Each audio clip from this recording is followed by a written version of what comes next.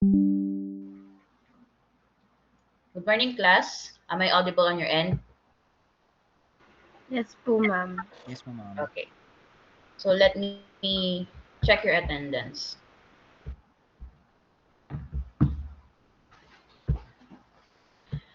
So, Aguirre, Present po, ma'am. Paro, Present po. Alfaro, Present po, ma'am. Angeles, Present po, ma'am. Caradaza, Present po, ma'am. Abihes, Present po, ma'am. Char, Present po, ma'am. Bergantin, Present po, Last. ma'am. Okay. Perha, Present po, ma'am. Veteranta, Present po.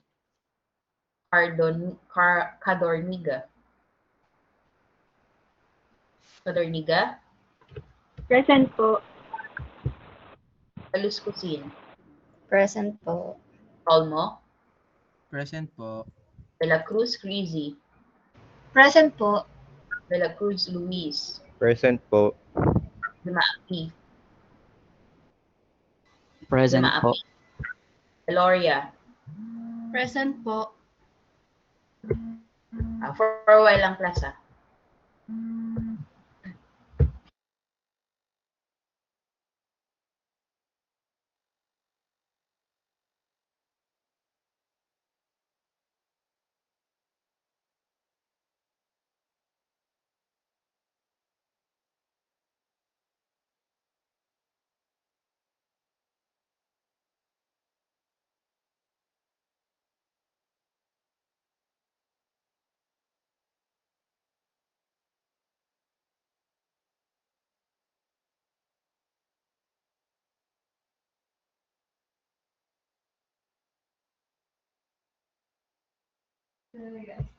Okay. Oh, wait lang.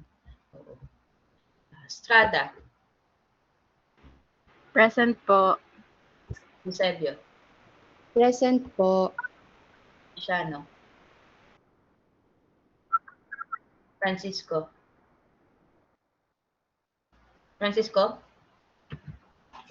last call, Francisco,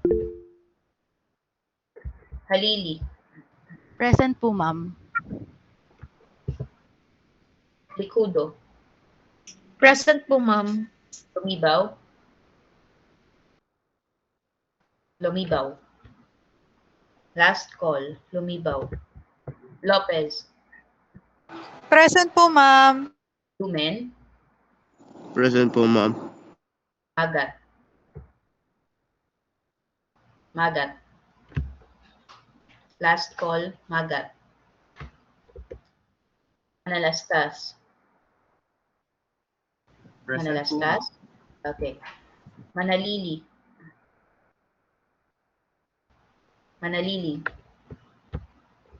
last call, Manalili, Marinay, Present po. Mori, Present po, ma'am. Nazario, last call, Nazario, Caderna, Present, ma'am.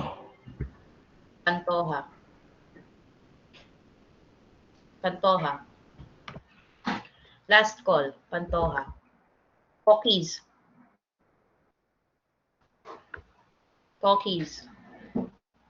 last call, Pokis, Pornias, Here po, ma'am. Isora, Present po. Registros, Present po. Remot, Present po, ma'am. Yes, Reyes, Present po. Rodriguez, Present po. Caniñas,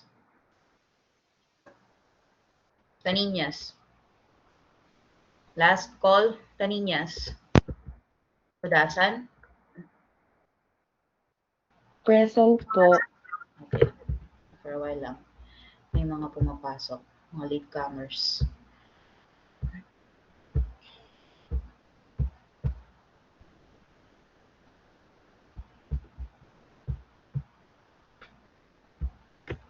Okay, again, dun sa mga latecomers. Francisco. Present po. Okay. Lumibaw. Lumibaw. Agat. Present po, Magat, ma'am. Manalili. Manalili. Rosario.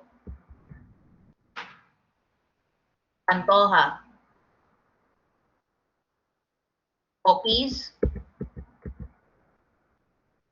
Caninas. Okay. So, natawag ko lahat. Present po. Sino yung nag-present? Caninas?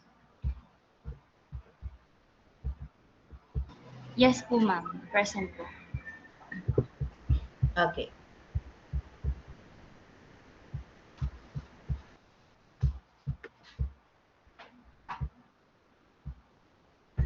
So, I already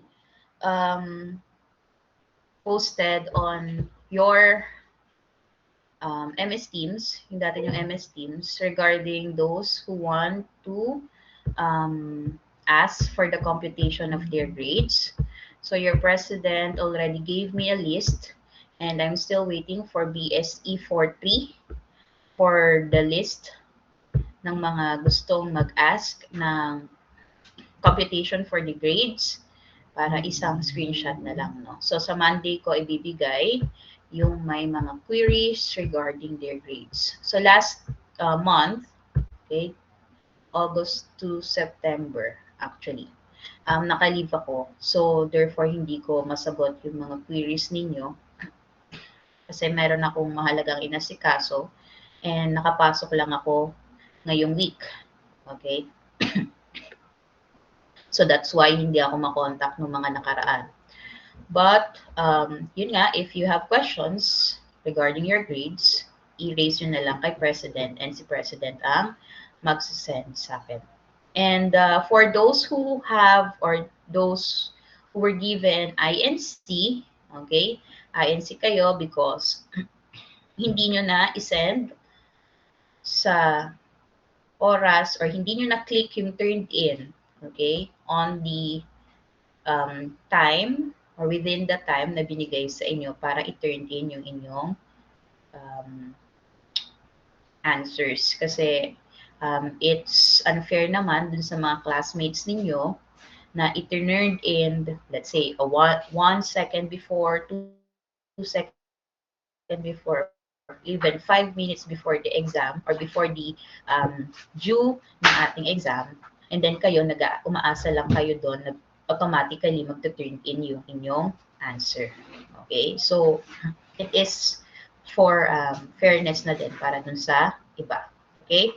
So, I already talked to BSE 41 and the representative ata yun from 42 regarding those individuals na nagkaroon ng INC para makapag-retake sila ng kanilang exam. Okay? But I'm still waiting for the schedule.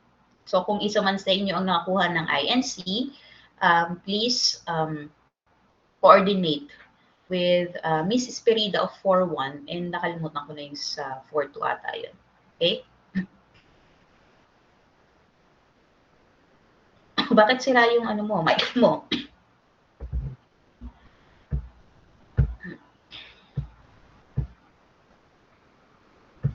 Anyway, this is labor economics.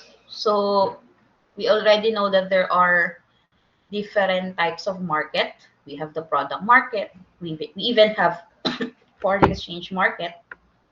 Sorry class kasi masyadong nasamantala yung health ko nung last month. Kaya ngayon ako binabawian. Anyway, so we have the foreign exchange market, we have the product market, but in this subject, we'll focus on the labor market. Okay? So we have a demand for labor, which is represented by the employers, and we have the supply for labor, which is represented by the employees.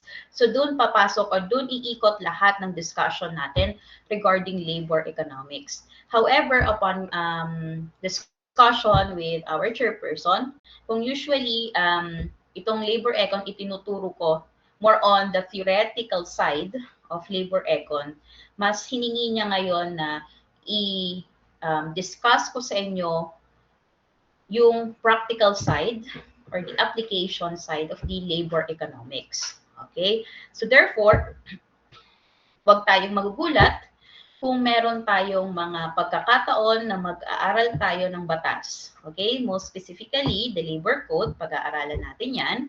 And pag-aaralan din natin yung mga DOLE memorandum orders. I may give some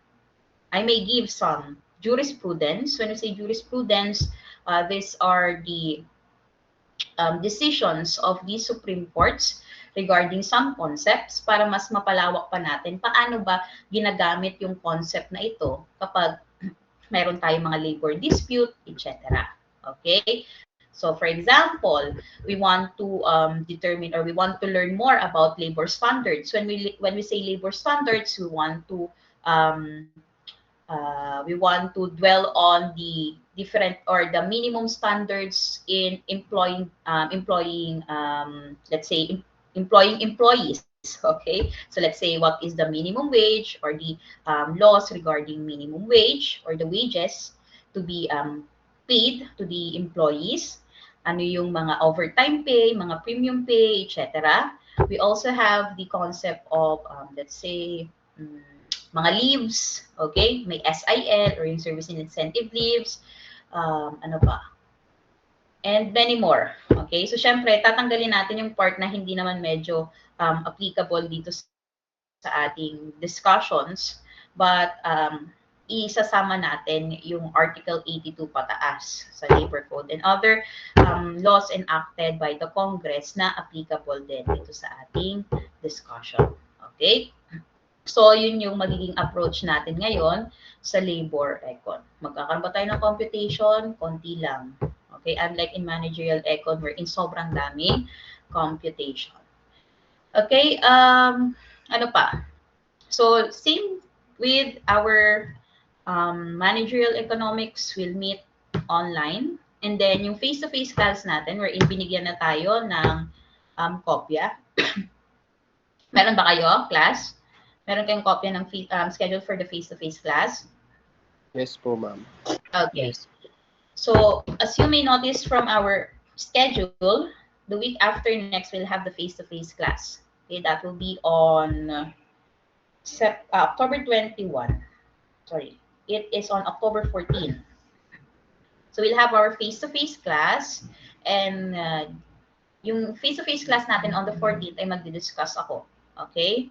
Wala muna tayo doong exams. But for the next face-to-face classes, we'll conduct examinations. Okay? So, therefore, if you have your, let's say, conflicts sa schedule at hindi kayo makapag-take ng exam on Saturday, 10:30, meron akong available Saturday umaga. Or depende. Kasi 4-3 yung handle ko ngayon and 4-4. So kung hindi kayo makapag-take sa oras ng 4-4, you may coordinate with 4-3 kasi nag-a-ask sila ng different date just in case or different time just in case na magkakaroon ng face-to-face exams. Okay? So kasi yung isang klase 4-1 and 4-2 kay Attorney Bautista sila. So expect din na more on laws ang kanilang discussion in labor economics. Okay, but hindi natin iiwanan yung concept or theories under econ. Okay? Ano pa ba ang kailangan kong i-announce sa inyo? This week kasi is Foundation Week. And ang madalas na ginagawa pag Foundation Week is walang pasok. Hindi magtuturo ang prof. Okay? So, it's up to you, class. Kasi hindi ko alam kung yung mga kasamahan kong magtuturo sa inyo yung nagklase na. Nagklase na ba sa inyo? Or magkaklase ngayong week? Yes or no? Wala Kasi pa hindi ko alam pong kung updates sa iba so far, ma'am. wala pang updates. Okay. So, ayoko naman kasi maging KJ na ako lang yung nagkaklase buong week, foundation week. Supposedly, wala daw pasok pag ganun. Or walang klase pag ganun. So, tingnan natin class. Kung yung mga profs nyo magdi-discuss sa araw na yon, sige, magdi-discuss ako. Pero kung hindi, di hindi rin. Okay. Pero naka-prepare na yung ating discussion for this week, which is the Introduction to Labor Economics. Okay? So, Miss Veteranta, tama, no? Veteranta ka nga, no? Hindi ko na natatandaan ng mga pangalan. Veteranta. O, tama, Veteranta. Miss Veteranta, i-inform mo na lang ako. Okay? Kung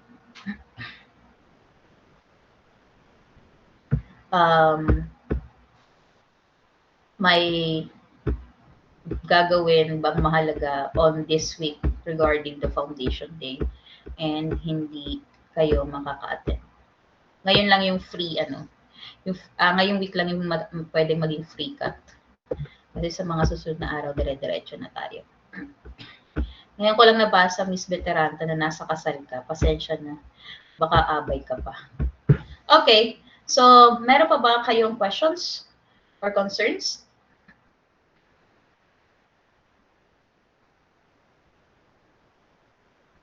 Wala na? Okay. Ay, ma'am, may yes. concern po pala. From Eregs po. Hindi pa po yata kami ma'am na-add sa sa Teams po. Hindi ba? Sige. Opo, ma'am. Kunin ko yung Which means, kung ireg kayo, kasi based on the class list, you are 40, siguro updated to, no? Kasi kanina ko lang to dinownload 42. And sa ating Teams for 4. Natin. 31. So maraming ireg na pumasok ngayon. Kasi parang 11. Okay, anyway. So, paano ba? Get link. Ito. I'll send the link and then pumasok kayo doon, i-accept ko na lang. Nakikita na?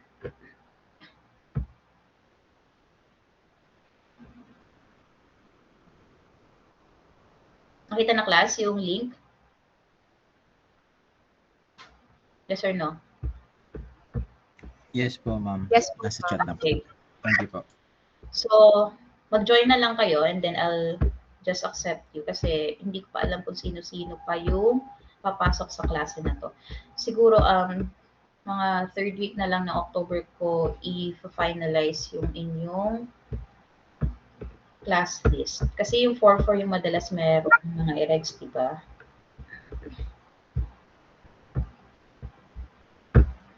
Okay. So, may mga questions pa?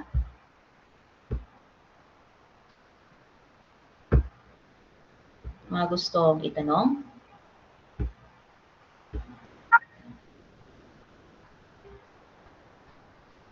Okay.